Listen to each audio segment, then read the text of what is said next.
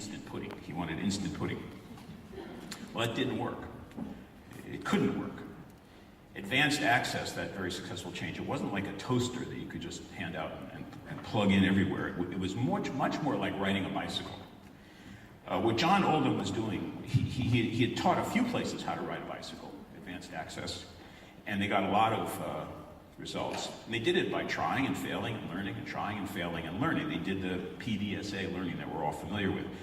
Now, to his credit, what Oldham was able to do was to convince the government to let that process go on, to build a very wide geometric architecture in England of a support system for learning, 11 support centers it ended up being, which eventually reached technical support to every single GP practice in England. It was one of the largest examples of successful spread that I've ever seen before or since, and you ought to study it.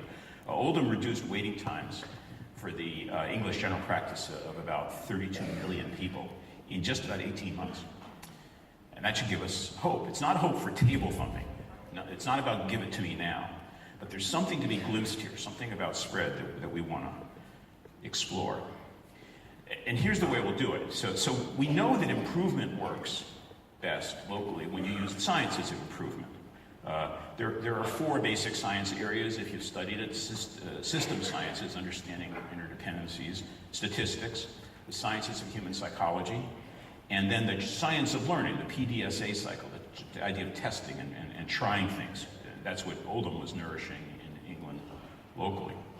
The question Jason and I are talking about now is there a science of spread? Are there principles that are hanging around that if we learn them, we could bring things to scale much faster? And I'm going to tell you the punchline, which is I do not know. I do not know. It's an area that continues to confuse me. The Nobel Prize is still available. And if you want to walk out of the session right now and go get some fresh air in this beautiful city, I wouldn't blame you, because we have more questions than answers. But we have ideas, and we're going to share them with you. And the resource I have most of all from ideas is Jason Leitch, my close friend and professional partner. Jason, originally under the tutelage of Derek Feely, now the head of IHI, at the time the head of the NHS in Scotland, worked really hard. They've worked for 2 decades in Scotland to try to get improvement to scale, and they've done it. Scotland's story of scaling is as promising a story as I know anywhere in the world. They would tell you it's not perfect, but we're going to try to learn from it. So Jason, just a few initial words introducing yourself again. So I have to tell you, this feels weird. So I have sat where you sat for 12 years watching Don Berwick give these talks. And I'm the National Clinical Director of the Scottish Government in Scotland. I was an IHI Fellow in 2005. I'm a dentist and oral surgeon for many years as an academic in my life. And then my career was turned on its head by that fellowship year I spent, part of which sitting next to Don in his office. And now I'm a senior fellow of the Institute for Healthcare Improvement, where Derek is now the chief executive of that organisation. And we're going to try and use Scotland as the example. But Don is right. Scotland is not done. We're better than most. And very modest. We're better than our southern neighbours. Now, which southern neighbour you wish to refer to in your head? That's a lot of things southern of Scotland. And we'll illustrate both the good news, but also some of the challenges we found in Scotland in a moment or two. So here's what we're going to do. I'm going to be setting out a theory, a step-by-step theory that we've really invented. It's about spreading and scaling. And then Jason is going to test what fits and what may not fit in the Scottish example. So Jason, before you start, I'd like you to set the stage a little more. Get us back 10 or 15 years ago, maybe when you were just starting out at the national level in Scotland. Say a little bit about the problems you were trying to solve. Like, what were you trying to make better? What improvements were you after, and who was the team that you were working with together? So let's go up a level to Scotland. This is... What's wrong with you people? This is Scotland. This is Scotland's Coca-Cola, Scotland's men, Scotland's Monster, and Scotland's Diet. So this is the Scotland of old. If you wish to see this version, Glasgow 2019, end of March next year. There will be men who look, well, Feely and I don't quite look like that.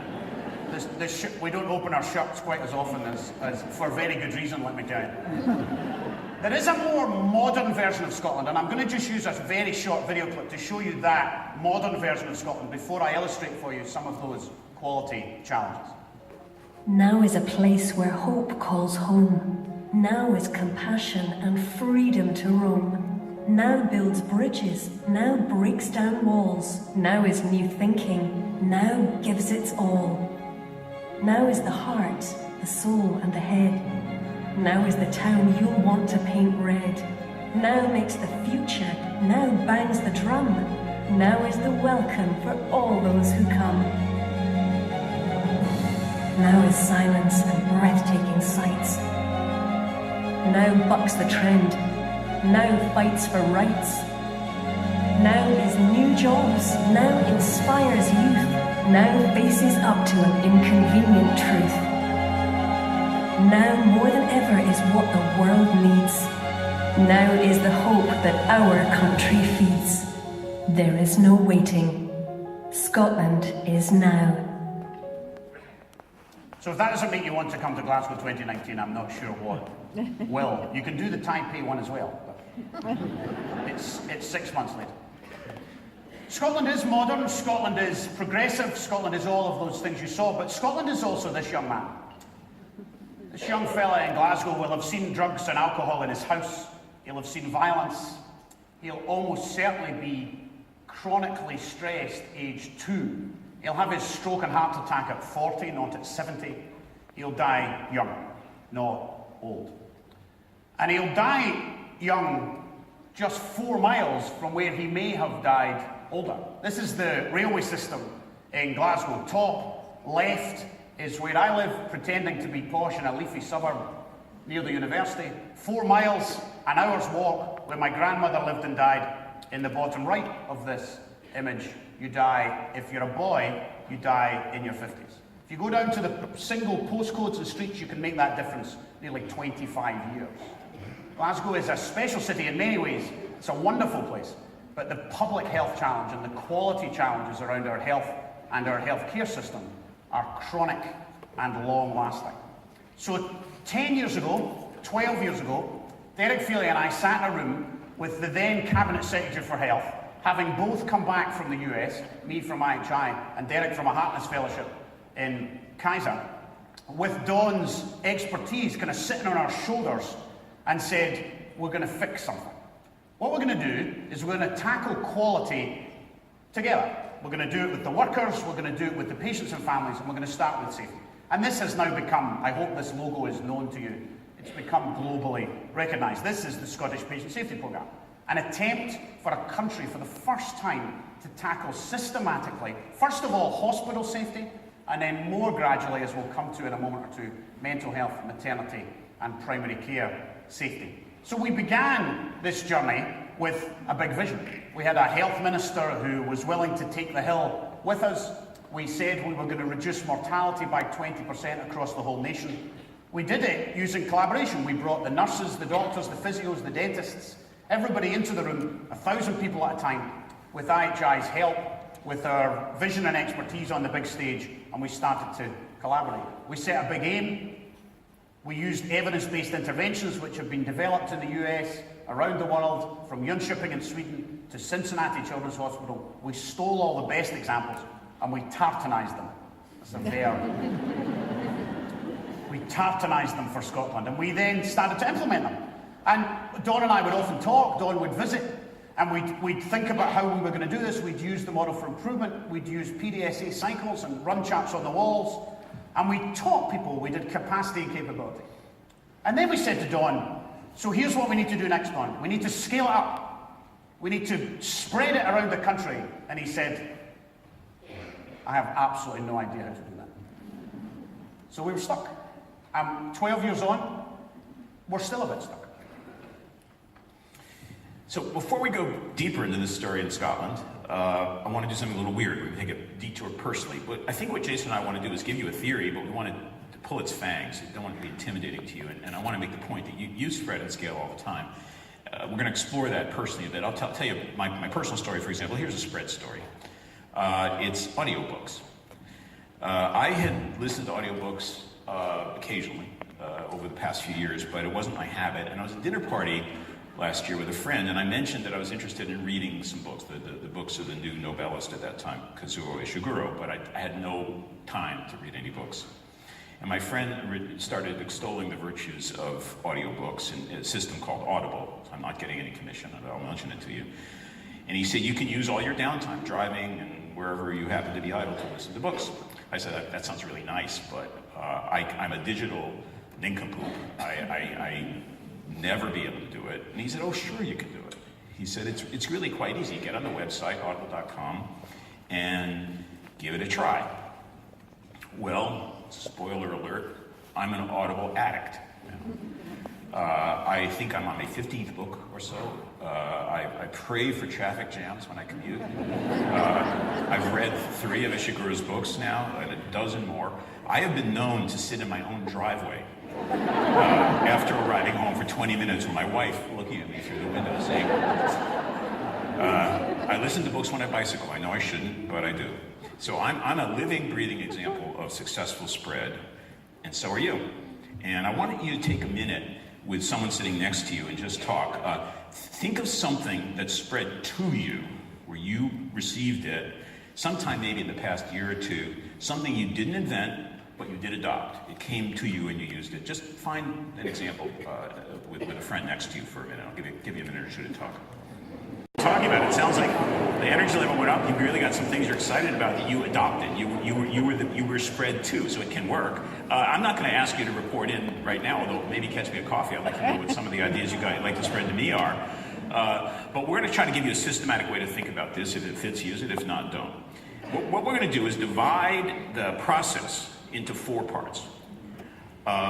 We're going to call them, part 1 is the change. For me, it was Audible. It was the availability and the existence of a technology. And then we're going to talk first the change, second about what we call the sender. The sender, in this case, was my friend at that dinner. I had a problem, he had a solution, and he sent it to me in a conversation. The third, we're going to call the receiver. The receiver in that case was me, first saying, no way can I do this. A slightly younger version of you. if we're totally honest. Just skip the honesty, Jason.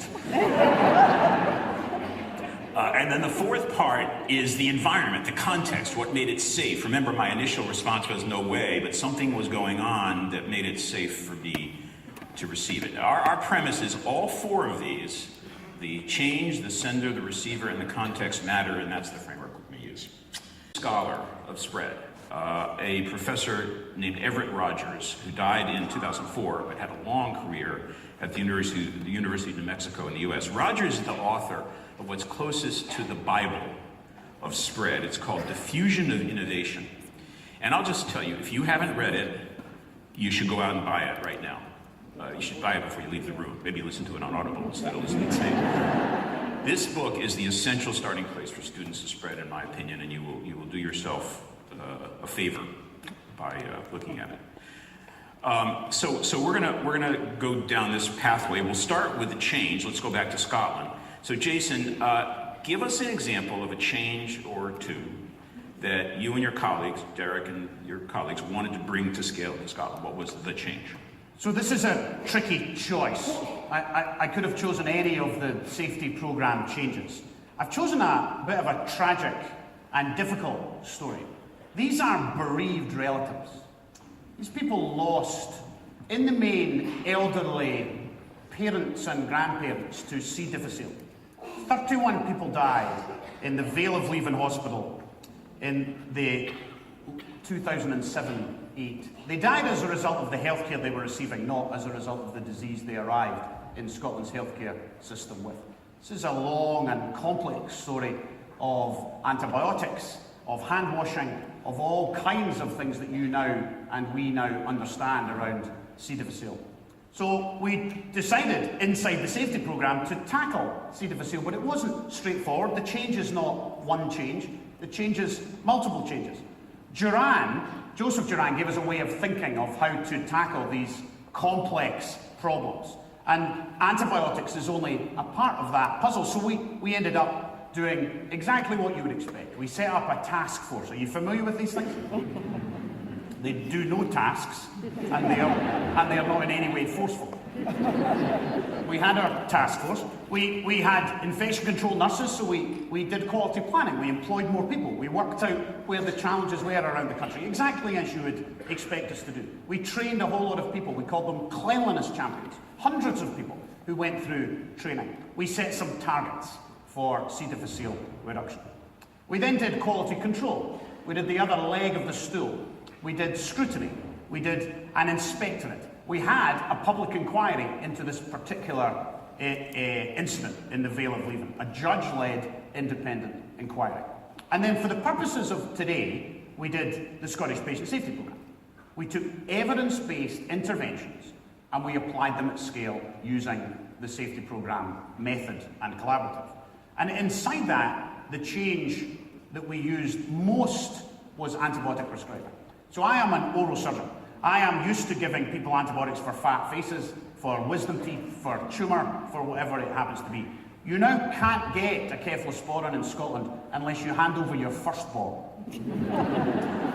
It is pretty much impossible to get one of the 5C antibiotics.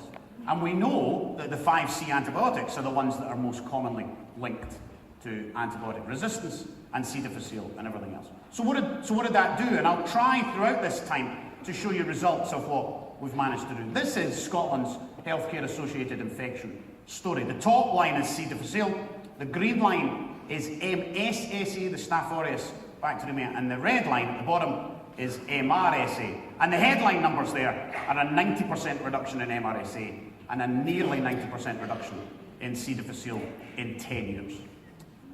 No country in the world has that reduction. No country except Scotland. If you want to give it a neat number so you know the scale, that's 43,500 fewer infections in 10 years.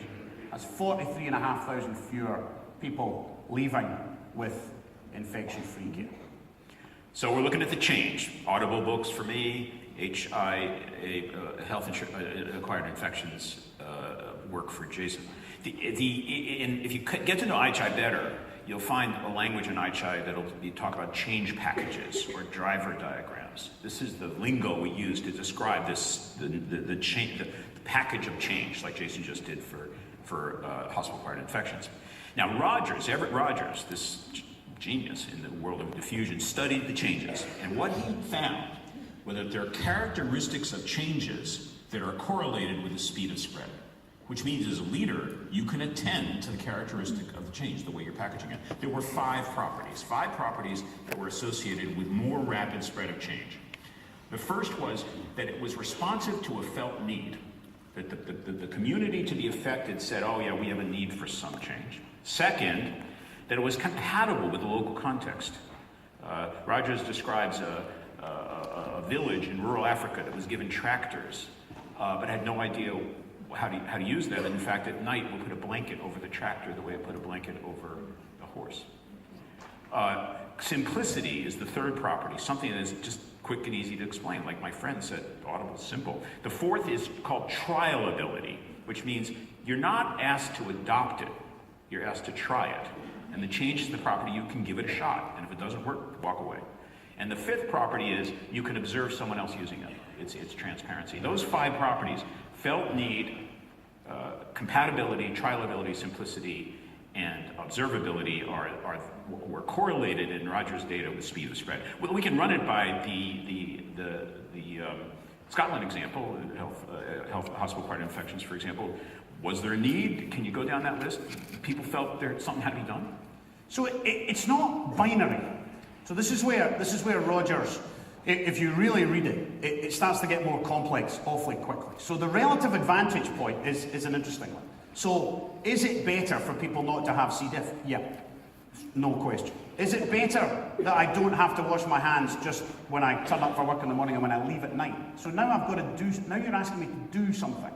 I've got to use the alcohol gel at the bottom of every bed. I've got to have alcohol gel attached to my belt. That's where compatibility comes in, because you're now talking about, well, could I do it? Is it something that will fit in my context? And some in the room will remember the days when we had single isolated rooms with police tape. You couldn't go in. Yeah. You had to put 4 aprons on, a helmet, gloves, a scarf, take your outdoor clothes off and walk in and frighten these people to death.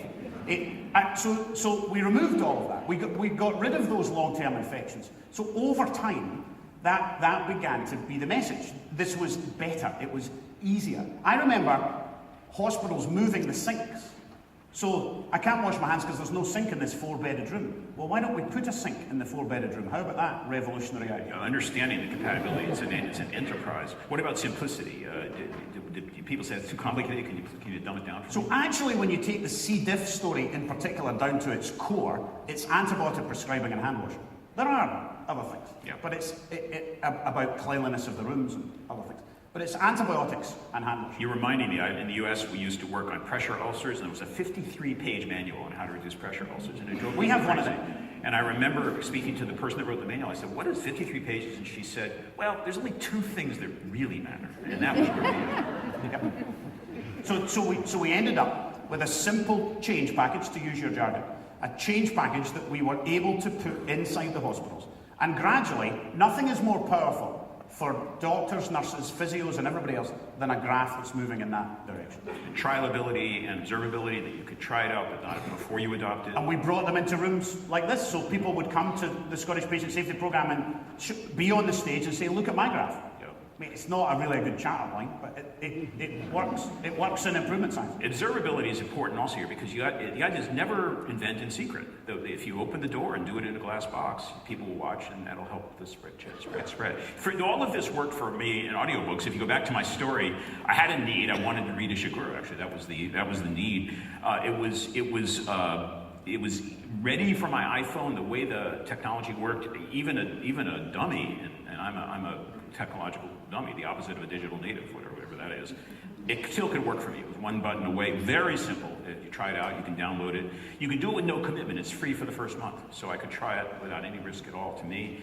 And it was fully observable. My friend could show it to me right at the dinner table. It's an Everett Rogers A+, changeable package. Sometimes it doesn't work. Any failures, Jason? Does this ever fall on its face? Too many. This is such a difficult choice. So I decided to show you pictures of myself. Which is an odd choice for a presentation. So I went to a room of 600 critical care doctors. Some people in this room know this story because I have scars that I still could show you of this particular day at the beginning of the Scottish Patient Safety Programme. And I told them about the bundles of care, the change. I told them about the change. The change had worked in the US. Look, we're going to change the world. Not so much. And a gentleman who was probably the most senior critical care doctor in the whole country stood up at the back of the room and called me jingoistic, pseudoscientific, and condescending. I told my wife that night, and she said, I swear, how did he get to know you so well so well?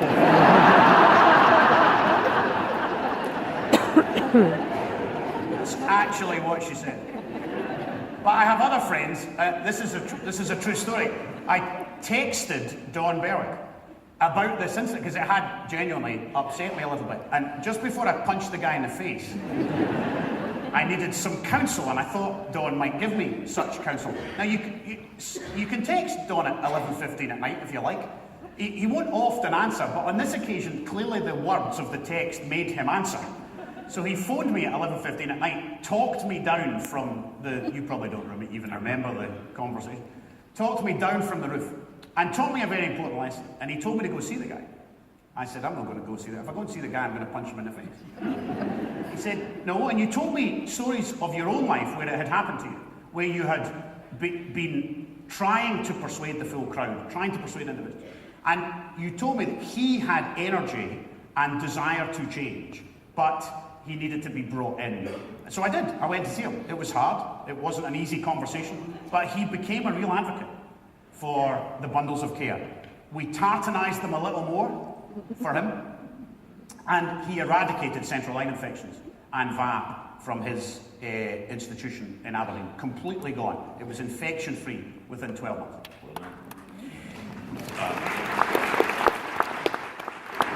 So the advice is attend to the change, to the nature of the change, and use Rogers' checklist. I want to focus on one particular element of Rogers 5 that you might not think is important, but it is simplicity. It may be the most frequently violated of the Rogers principles as people package their changes, like that 53-page manual. The reason is this. There are inventors. They've come up with a change. They've worked very hard to do it. They broke a lot of sweat, and they fall in love with their idea. They become quite sure that the way they've done it is the right way to do it, and they'll say, if you want this to work, do it this way. The manual will be long, it'll be full of details, no one will read it. And the inventor becomes an opponent. Any attempt to adapt the invention, to make it compatible, to make it simple, to make it triable, any attempt to adapt the invention is from the inventor's point of view, apostasy. So you end up in this interesting problem of making the change so it can be adopted as an area of potential conflict. And that actually brings us to the second part of our model, the sender. The sender, Jason and I mean the person, the organization, the people who are trying to get other people to adopt the change, like my friend at that dinner party. Now, we have a lot of help from Everett Rogers here also. Rogers was an enthusiastic student of the senders, the spreaders. Most importantly, he studied a cooperative extension service in the United States Agriculture. It's called the Department of Agriculture's Agriculture Extension Service, which was founded in 1914. It was set up as a bridge because the U.S. had invested in universities that were developing a lot of agriculture innovation, new seeds, new fertilizers, new farming techniques. And on the other hand, there were farmers all over the country who needed it, and they wanted a mechanism to take the knowledge of the university and make it available in ways that the farmers could use. 100 years later, it's a stunningly successful effort. It still goes on. Rogers studied it extensively, but let's go to Scotland first before I get a little more into that. Did you have an extension service? We did, and I'm going to tell you a story, but I can't pass this image without illustrating another spread. It clearly happened. The hairdresser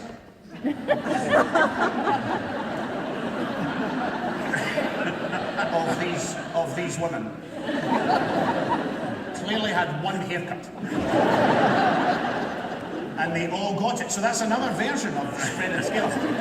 Just force the damn haircut on everybody who comes to see it. And then force them to watch a man with a cow. There's 40 minutes of stand-up comedy just on that single image. But back to your question. Your question is about senders. My sender example is sepsis. So again, we're in infection territory. We're in much more complex infection territory now. So this is SPSP a few years later. We didn't do sepsis at the beginning. It was too hard. It had no bundle. Eventually, sepsis did have a bundle. The world has grown to know it as the sepsis 6. Antibiotics on time, lactate on diagnosis, blood tests immediately. All the things that many of you in this room now know. And we had our mechanism. We had our Scottish Patient Safety Programme, our programme managers, our leads who were out. It wasn't enough. The sender machine wasn't good enough for sepsis because it was multi-agency. It was from unscheduled ambulances right up to wards. So we ran a campaign. And we ran a campaign in conjunction with a charity who were run by a man who had lost his wife to sepsis. He was the sender. So the sender became adapted, not to me on a stage, but a guy with lived experience of this horror story of losing his wife to sepsis. And we ran a campaign called Sock It to Sepsis. You see what we did? We all had to wear stripy red and white socks, which were made of nylon and really cheap and horrid. And we just evaluated it. I got, literally this morning, I got the evaluation, and 77% of Scotland's population know the symptoms of sepsis and what to do. 77% of the general population know now what to do when sepsis happens inside their family. That's an amazing sender story from a family, and then using that. And it's reduced sepsis mortality in Scotland by 21%. That's a fifth fewer septic patients, and the death and morbidity that goes with. There's an interesting side path in this story. This young man is Adam. Adam's mum.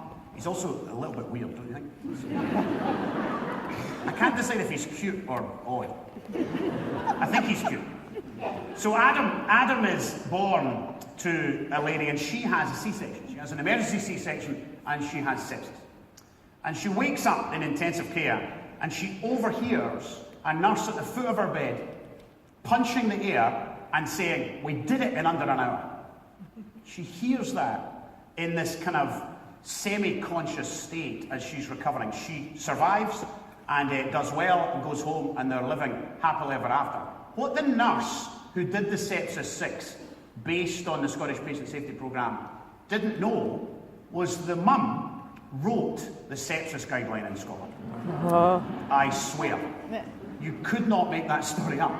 She was the person who wrote the evidence-based guideline on which the rest of the work was built. She was the sender, and then she was saved by the work. So Rogers was really interested in this sending process, which he was a sociologist, and he studied the sociology, and he offered us a phrase which I really love. He called it bridging the spannable social distance, and I think this may be a secret behind the sender side that we're discussing. What he meant was this: the professors, the researchers in universities, the people who come up with a bright idea, the Sepsis 6 in the New England Journal or BMJ, they don't have much in common with the farmers.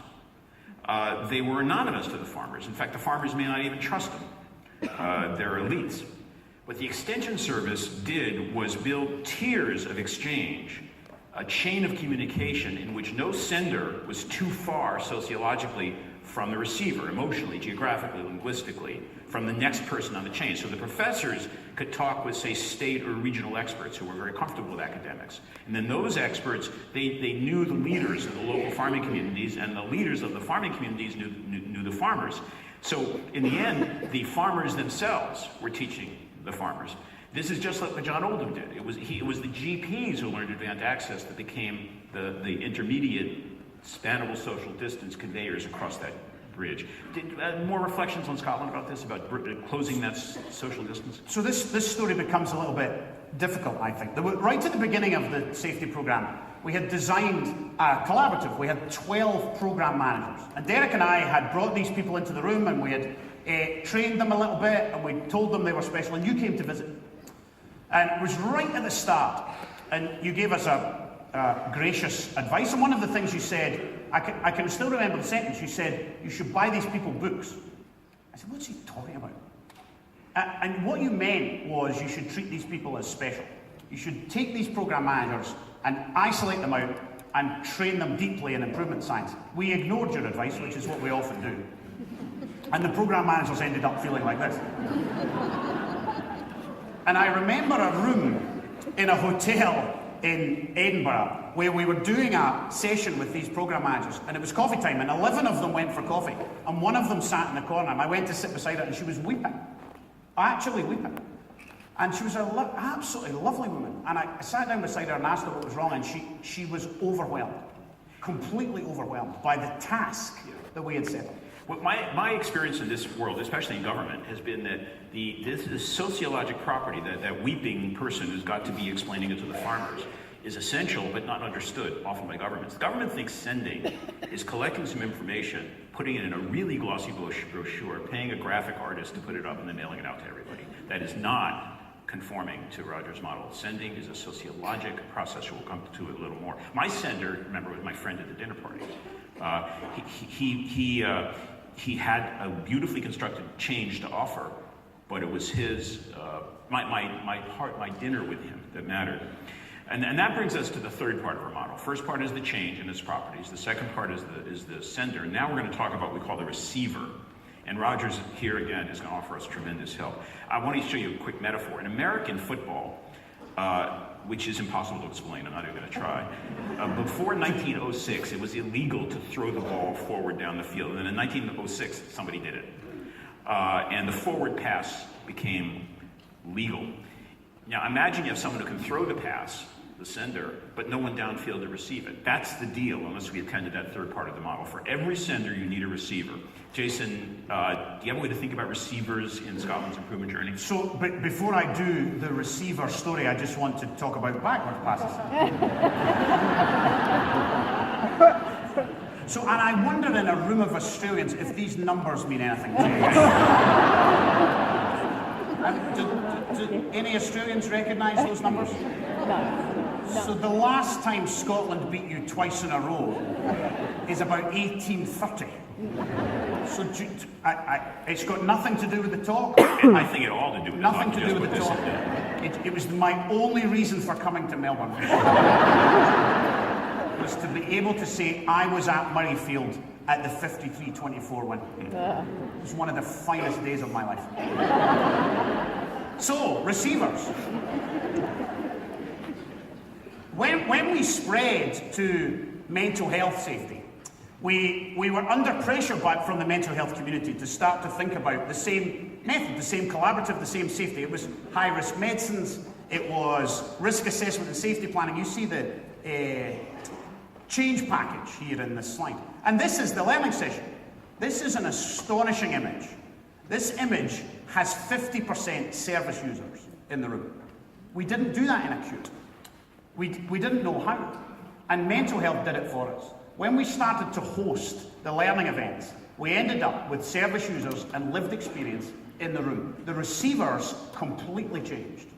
The community that felt the changes were in the room designing and helping us with that change. It taught us a huge amount about how to do it. And this is one tiny example. This is self-harm in Scotland's mental health wards. A 30% reduction in self-harm inside our institutions. Let me quickly take you then to outside health and healthcare. So we then started to work in children and young people's work. So we now have the largest collaborative in the world from -9 months to 18 years of age.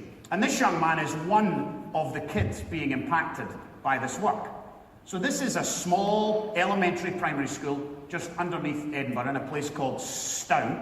He is 9 years old and he's struggling with numeracy.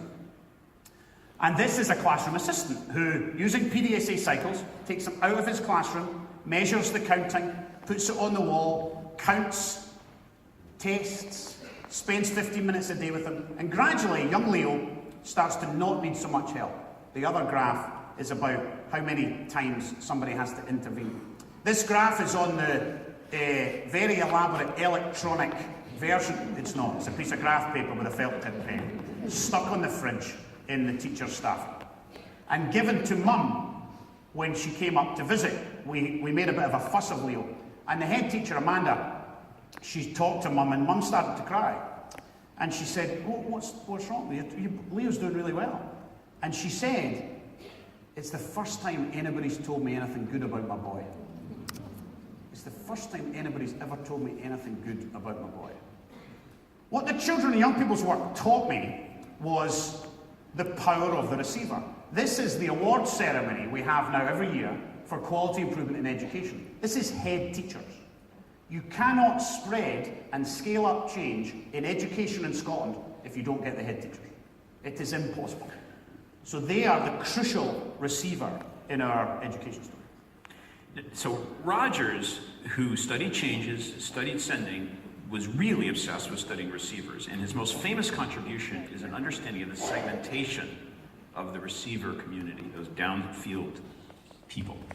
He developed a segmentation model that divided the population of potential receivers into 5 groups, artificially, but according to how fast they can absorb a change. It originally came from studies of farmers in the state of Iowa around their adoption of a new hybrid seed corn, but this became the general idea of adoption curves. The curve of adoption, Rogers drew as containing these 5 populations. First population is innovators. These are the people who are creating the new seed corn. They're coming up with a change package. The second group are called early adopters. They don't do the invention, but as a matter of personality, he called them cosmopolite. They scan. They're always out there trying to find something interesting and new. They're comfortable leaving familiar terrain. Not inventors, but searchers. The third group he called the early majority. They don't leave home. They're not cosmopolite, but they are schmoozers. They like having lunch with the early adopters, and they ask them for suggestions. They say, what's new? The early majority trusts the early adopters as their scouts and risk reducers. The fourth group he called late majority. They don't schmooze. They just go to work every day. But they sense which way the wind's blowing. And when they know something new is up, they adopt it. And then the fifth group, he called laggards. I don't like them. I would call them traditionalists. These are people, they just don't change at all. They never adopt it. The proportions with respect to any change were pretty constant in Rogers' research. About 3% of people were innovators in some domain. They invent new stuff in their garages. About 15%, 1 out of 6 or 1 out of 7, are early adopters. They're scanners. About a third are in the early majority. About a third are in the late majority. And then another 1 out of 6 or 1 out of 7 are laggards. They're just never going to change. Now, there's a very deep and really important sociology at work here. Remember, Rogers was a sociologist that was part of this analysis of receiving.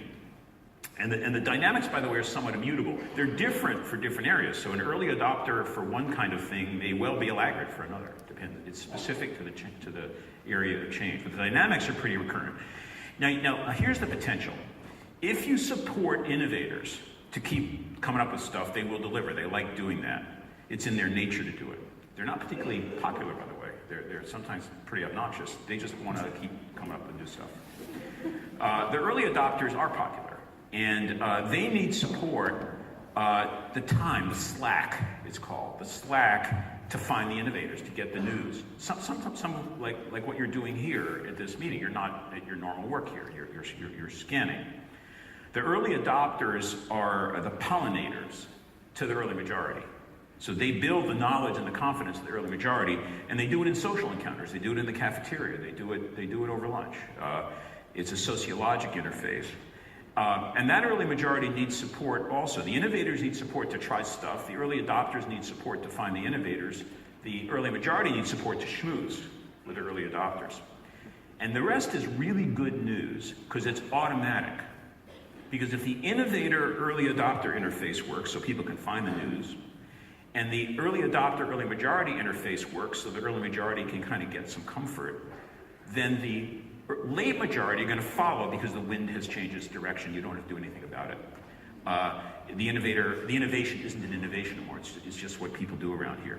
And that tips the balance. And the laggards, we could spend a whole hour on the laggards. I'll just hear what I think about the laggards. Leave them alone. I used to say run from every fight because they're probably not going to change, and you've got most of the population if you deal with the rest of the curve.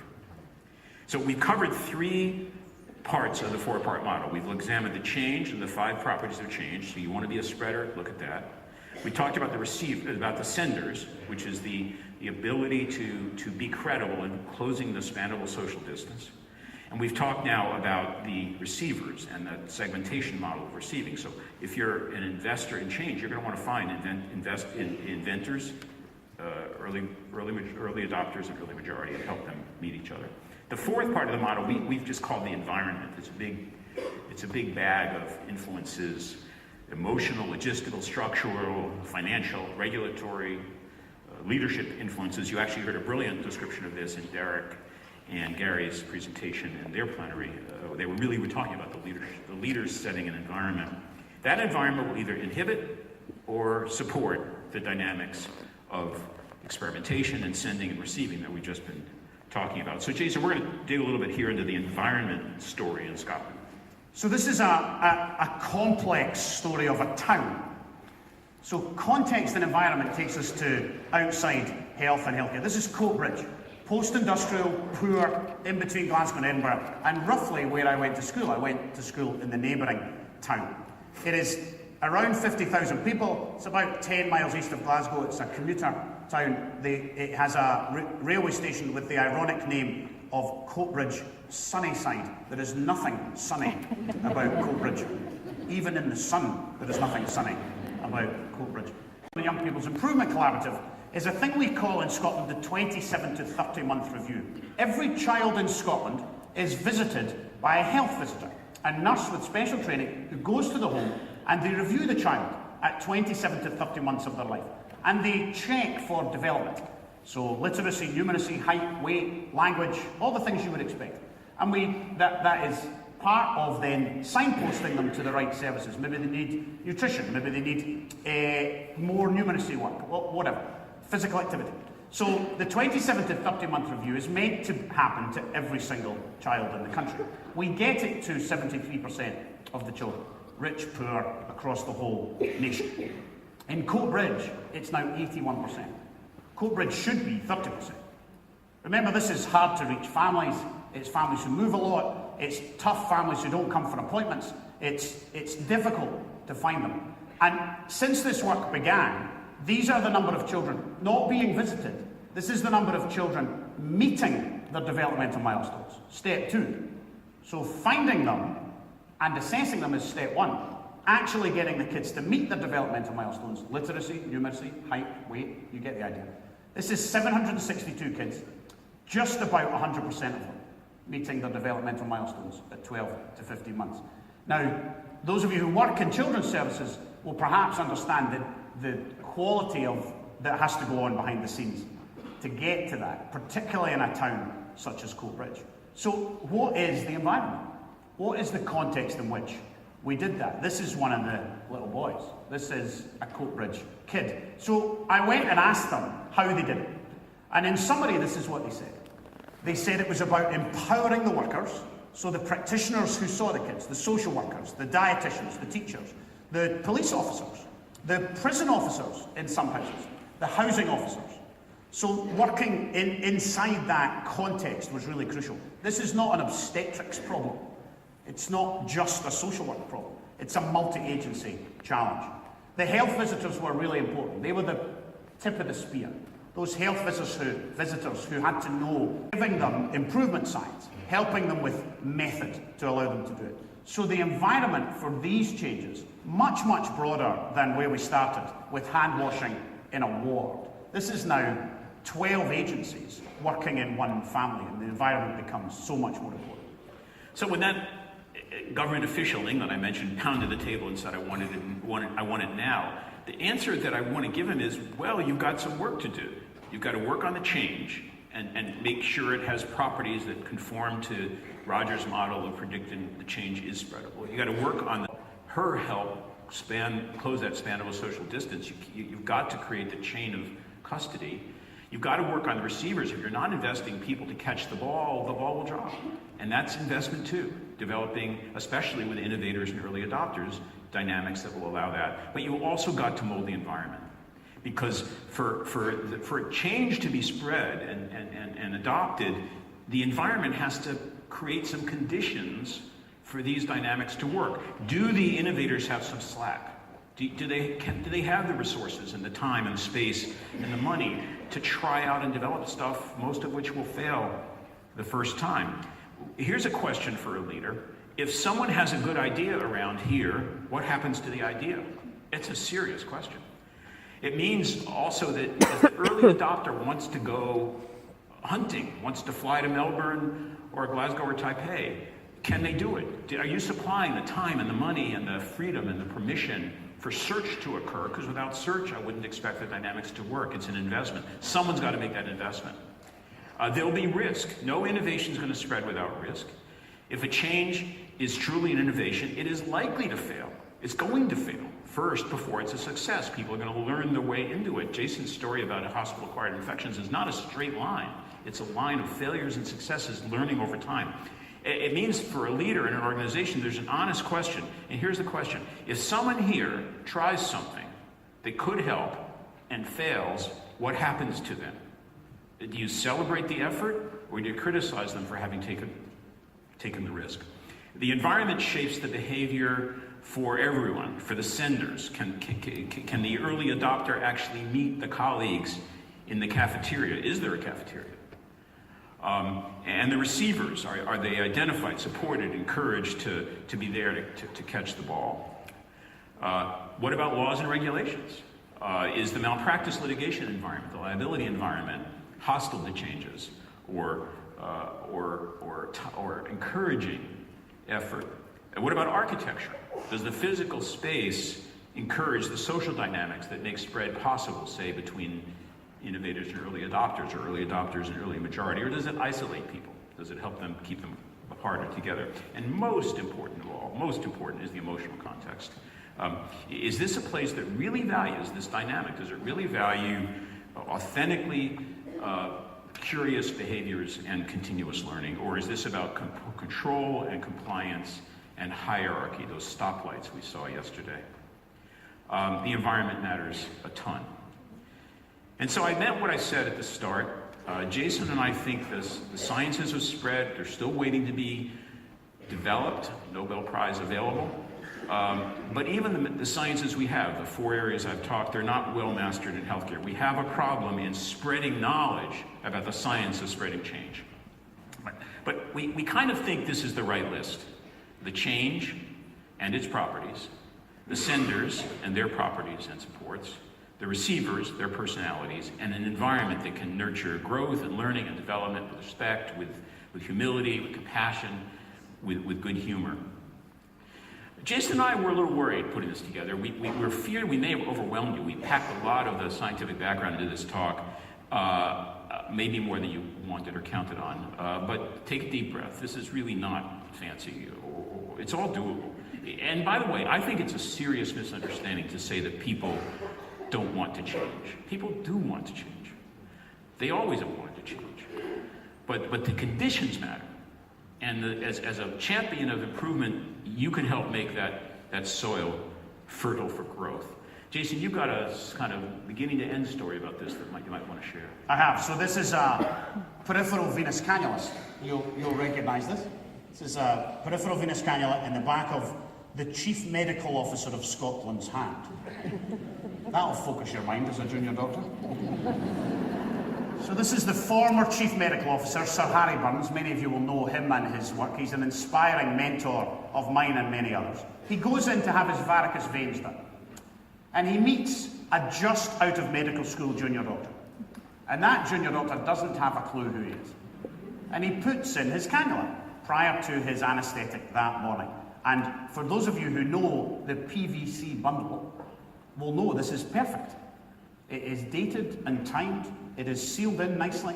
Harry tells that the guy washed his hands before he did it. He put gloves on. The stuff was laid out properly. He followed the PVC bundle, the SPSP. The young doctor who was taking care of Harry. Correct. Yes. The young junior doctor. He followed the PVC SPSP bundle to the letter. And Harry said to him and got really excited. And he said, "That's Jason's thing."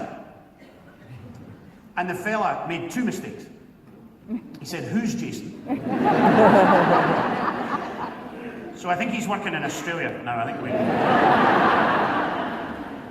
And Harry said, "Well, it's the safety programme. It's the Scottish Patient Safety Programme." And the guy said, I don't know what you're talking about. I have no idea what you're talking about. And Harry said, how did you know to put the cannula in like this and put the date on it and everything? And he pointed at one of the nurses in the ward and he said, "She taught me." And the invisibility of me is a good thing. The invisibility of the safety programme is also a good thing. He didn't care about the logo or the mouse mat or the lanyard that we've spread around the country.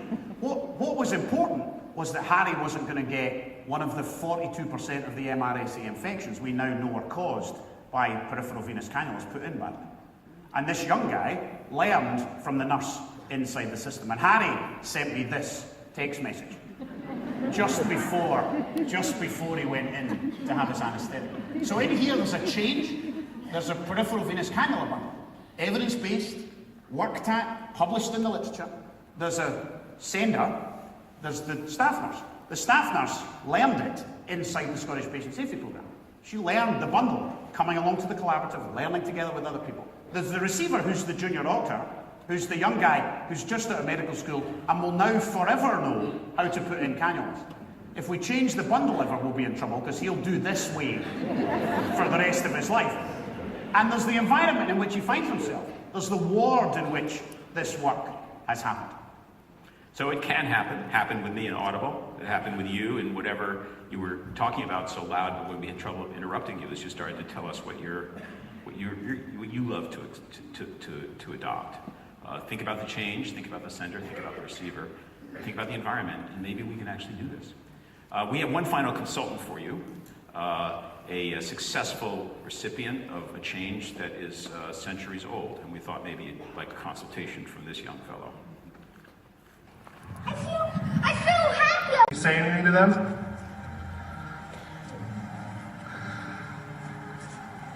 Everybody, I know you can believe in yourself.